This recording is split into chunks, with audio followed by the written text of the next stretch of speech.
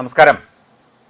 ഈ foreign contribution regulatory amendment act FCR ഇത് കഴിഞ്ഞ ദിവസം മുതൽ ചർച്ചയാകുന്നുണ്ട്. എന്താണ് ഇതെന്ന് എല്ലാവർക്കും അറിയാം. സമൂഹ മാധ്യമങ്ങളിലുമൊക്കെ നമ്മൾ ധാരാളമായി കാണുന്നുണ്ട്. അതായത് വിദേശത്ത് നിന്ന് ഇവിടുത്തെ ചാരിറ്റി ഓർഗനൈസേഷനിലേക്ക് ഫണ്ട് വരുന്നതിൽ ഉള്ള കൃത്യമായ നിയന്ത്രണം, അല്ലെങ്കിൽ അതിൻ്റെ കൃത്യമായ കണക്ക് കാണിക്കൽ, അതിൻ്റെ കാര്യങ്ങൾ, അതിൻ്റെ വിശദാംശങ്ങൾ കേന്ദ്ര ധനമന്ത്രാലയത്തെയും ഒക്കെ തന്നെ ബോധ്യപ്പെടുത്തൽ തുടങ്ങിയ കാര്യങ്ങളാണ് ഈ നിയമത്തിന് കീഴിൽ വരിക. അതിൻ്റെ ഒരുപാട് അമെൻമെൻറ്റുകളുണ്ട്. അതിലേറ്റവും പ്രധാനപ്പെട്ട ഒരു അമെൻമെൻറ്റാണ് ഈ ഒരു ഭാഗം FCRയുടെ ഈ വിദേശ ഇടപാടുകളുമായിട്ട്, ചാരിറ്റി ഓർഗനൈസേഷനുകൾക്ക് വിദേശ ഇടപാടുമായി ബന്ധപ്പെട്ട കാര്യങ്ങൾ. ഇവിടെ കേരളത്തിൽ നൂറുകണക്കിന് ചാരിറ്റി ഓർഗനൈസേഷൻസ് ഉണ്ട്. അത് ഹിന്ദു വിഭാഗത്തിൽപ്പെട്ടതും ക്രിസ്ത്യൻ വിഭാഗത്തിൽപ്പെട്ടതും മുസ്ലിം വിഭാഗത്തിൽപ്പെട്ടതുമുണ്ട്. അപ്പം ഇതിനെ എതിർക്കുന്നത്, സത്യം പറഞ്ഞാൽ കേരളത്തിൽ ആണ് ഇത് വ്യാപകമായി എതിർക്കപ്പെടുന്നത്, ഇവിടുത്തെ ക്രിസ്തീയ സഭകളാണ്. ആൻഡ്രൂസ് താഴത്ത് അടക്കമുള്ള മെത്രാന്മാരും അതുപോലെയുള്ള വലിയ ബിഷപ്പുമാരും ഒക്കെ ഇതിനെ എതിർക്കുന്നു എന്നുള്ളത് നമ്മൾ കണ്ടു. പക്ഷേ ഓർക്കുക, ഈ 22,000-ലധികം കോടി രൂപ ഇവിടെ ഈ ചാരിറ്റി ഓർഗനൈസേഷനുകൾക്ക് വേണ്ടി വിദേശ ഫണ്ട് വരുമ്പോൾ, വിദേശ ഏജൻസികളിൽ നിന്ന് ഫണ്ട് വരുമ്പോൾ, അത് കൃത്യമായി ഇവിടുത്തെ ഇത്തരം മേഖലകളിലേക്ക്, അതായത് ദുരിതം അനുഭവിക്കുന്നവരുടെ ഇടയിലേക്ക് ഇത് എത്തുന്നുണ്ട് എന്ന് ഉറപ്പുവരുത്തേണ്ട ജോലി കേന്ദ്ര സർക്കാരിന് ഇല്ലേ? തീർച്ചയായിട്ടുമുണ്ട്. ചെയ്യുക തന്നെ ചെയ്യും. ഇവിടെ ആരെങ്കിലും എന്തെങ്കിലും കൊടുത്തു എന്ന് വിചാരിച്ച് അതിവിടെ കൊണ്ടുവന്ന് പുട്ടടിച്ച് തീർക്കാനോ അല്ലെങ്കിൽ അത് വേറെ ഏതെങ്കിലും തരത്തിലുള്ള ധന ദുർവിനിയോഗം നടത്താനും ഒന്നും എന്തായാലും അനുവദിക്കില്ല. വിദേശത്തുനിന്ന് കേരളത്തിലേക്ക് അല്ലെങ്കിൽ ഇന്ത്യയിലേക്ക് ഫണ്ട് വരുന്നതിന് കൃത്യമായ മാനദണ്ഡങ്ങളുണ്ട്. വിദേശ ഇടപാട് FEMA നിയമമുണ്ട്.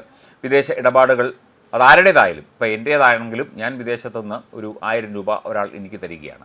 കൃത്യമായി അത് നോട്ട് ചെയ്യപ്പെടും, കൃത്യമായി അത് പരിശോധിക്കപ്പെടും. ഞാൻ എന്താണ് ചെയ്യുന്നത് എന്നുള്ള കാര്യം മനസ്സിലാക്കും, അല്ലെങ്കിൽ അതറിയും.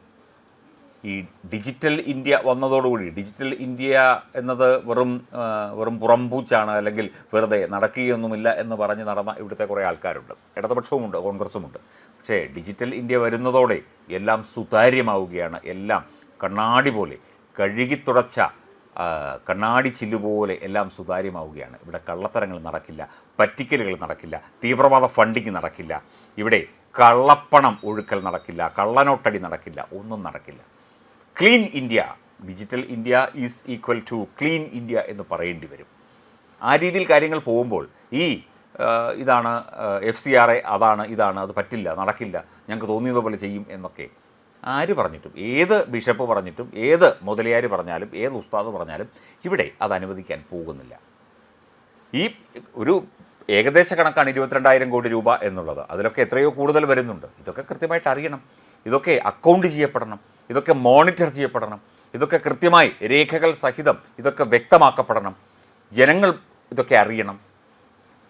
ഒരു 100 പേരുള്ള ഒരു അനാഥാലയത്തിലേക്ക് ഒരു ഫണ്ട് വരുമ്പോൾ ആ അനാഥ കുട്ടികൾക്ക് അത് കിട്ടുന്നുണ്ട്. കാരണം അവർക്ക് കിട്ടാനാണല്ലോ ഇത് അയക്കുന്നത്.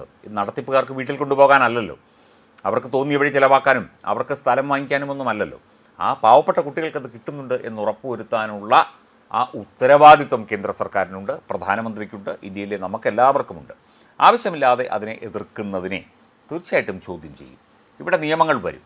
ഇവിടെ നിയമങ്ങൾ അനുശാസിക്കുന്ന രീതിയിൽ പെരുമാറാനേ പറ്റൂ. ഇത് ജനാധിപത്യ നീതിന്യായ വ്യവസ്ഥയിലൂടെ പ്രവർത്തിക്കുന്ന ഒരു രാജ്യമാണ് ഭാരതം, ഇന്ത്യ എന്നത്.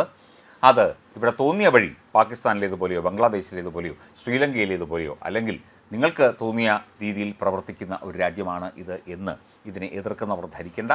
പണ്ട് ആരോ പറഞ്ഞതുപോലെ ഇവിടെ ഇന്ത്യൻ ഭരണഘടന അനുശാസിക്കുന്ന നിയമമാണ്. ഇവിടെ ശരീഅത്ത് നിയമവും കാനൂൺ നിയമവും ഒന്നും അല്ല ഇവിടെ നടന്നു പോരുന്നത് എന്നുള്ള ആ ഒരു സത്യം ഇതിനെ എതിർക്കുന്നവർ അറിയേണ്ടതാണ്, മനസ്സിലാക്കേണ്ടതുമാണ്.